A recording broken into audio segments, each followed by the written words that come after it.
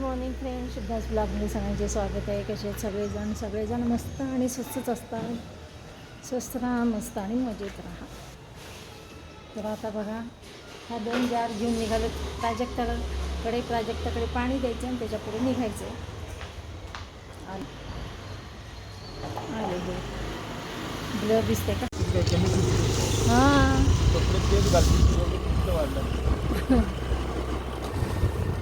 चला, आहे बघा सकाळची वेळ आहे 10:15. तर पहिला आम्ही प्राजक्ताला पाणी देऊ. का तर प्राजक्ताला काय झालं होतं माहिती आहे का, पाण्याचं इन्फेक्शन झालं. तर त्यांच्या इथं काय चांगलं पाणी नाही आहे, गढूळ पाणी येतं काय कोणास ठाऊक. तर निघालो, पहिला पाणी देऊ आणि आम्हाला करायचं आहे रेंट ॲग्रीमेंट आहे, तर त्याचं साईन करायचे, त्यासाठी निघालो सकाळ सकाळी एवढ्या. हे बघा, इथं आमच्या घराच्या अगदी जवळच 10 मिनिटाच्या अंतरावरच हे ऑफिस आहे. तर इथं आलेलं आम्ही रेंट ॲग्रीमेंट करायला. तर प्राजक्ताकडे पहिला पाणी दिलं आणि इकडे आले ऑफिसमध्ये. हे पण काम महत्त्वाचं होतं, त्याच्यामुळे मला तातडीने हे काय म्हटले होते, आधीच तू लवकर आवरून ठेव, 10:15 ते 10:30च्या दरम्यान आपल्याला जायचं आहे ऑफिसमध्ये. त्याच्यामुळे आम्ही आवरून इकडं आलो. हे बघा, घरी आले मी मगाशी. आम्ही रेंटनी राहतो, त्याच्यामुळे रेंट ॲग्रीमेंट ही करावंच लागते. पण काय होतं, आमचे घर मालक आहेत बाहेरगावी आहेत. ते काही इथे राहत नाहीत, ते गुजरातच्या साईडला तिकडे राहतात. तर त्यांचा आमच्यावर भरोसा आहे. ते काही एवढे लक्ष देत नाहीत. ते म्हणतात तुम्हीच करा रेंट ॲग्रीमेंट, तुम्हीच हे करा आणि किती वर्षाचंही करा. त्याच्यामुळे मग काय झालं, आणि नेमकं ह्यांना पासपोर्ट काढायचा होता. तर पासपोर्टसाठी आमचं स्वतःचं घर नाही आहे. तर मग ते काय म्हटले, एक तर रेंट ॲग्रीमेंट पाहिजे तुमची. आम्ही हे केलेलं होतं, आम्ही नोटरी केलेली होती. त्याच्यामुळे नोटरी केल्यामुळे रेंट ॲग्रीमेंट केलेलं नव्हतं. नोटरीवर आम्ही तसंच म्हणजे राहत होतो. आत्ता एवढ्यात पहिला रेंट ॲग्रीमेंट केली होती. आणि आमचे घर मालक काय म्हणतात, तुम्ही किती का वर्ष राहा, 5 वर्ष राहा, 7 वर्ष राहा, किती का वर्ष राहा, तुमच्यावर आहे म्हणून. त्यांना कसं वेळेवर भाडं जाण्याशी मतलब आहे. तर बघा, त्याच्यामुळे मग आमच्या इथं सोसायटीमध्ये नाही, ज्यावेळेस त्यांना पोलीस व्हेरिफिकेशनच्या वेळेस रेंट ॲग्रीमेंट मागितलं किंवा तुमच्या सोसायटीकडनं लेटर आणा. त्याच्यामुळे मग हे म्हटलं जाऊ दे, सोसायटीकडनं लेटर आणायचं म्हटलं की ते म्हणतात रेंट ॲग्रीमेंट तुमची आहे का. मग त्यांनी करून घेतली. त्यासाठी आम्ही गेलो होतो, दोघांच्या नावावर होतं ते. तर त्यासाठी आम्ही दोघं गेलो.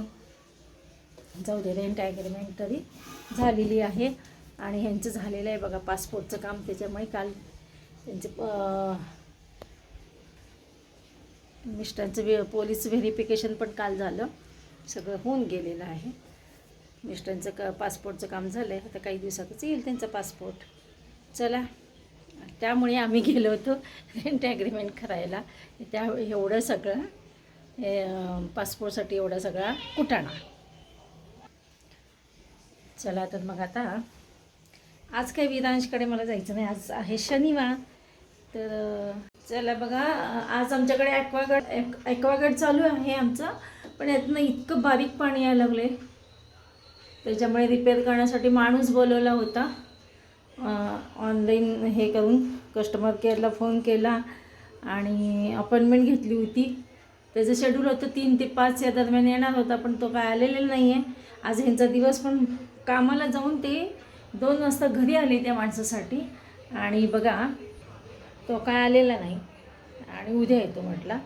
आणि पुन्हा ह्यांचा मग निम्मा दिवस वाया गेला ना मग.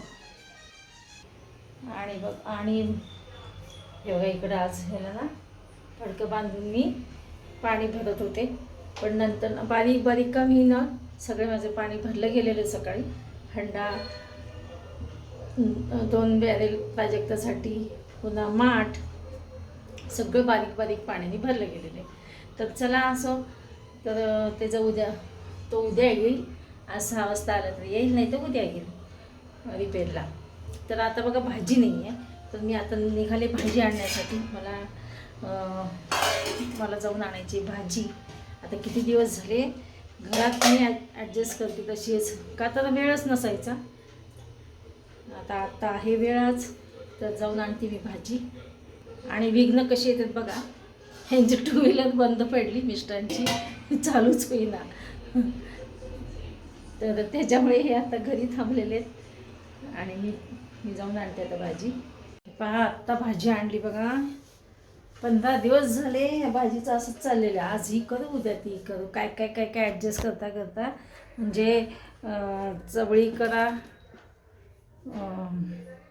म्हणजे हे कडधान्य, चवळी, मूग, कधी कांदा, बटाटा, टमॅटो. हां, युद्ध चाललंय सगळीकडे. तेलाची महागाई झाली. तेल, पेट्रोल. 18 दिवस काय 18 दिवस अजून युद्ध.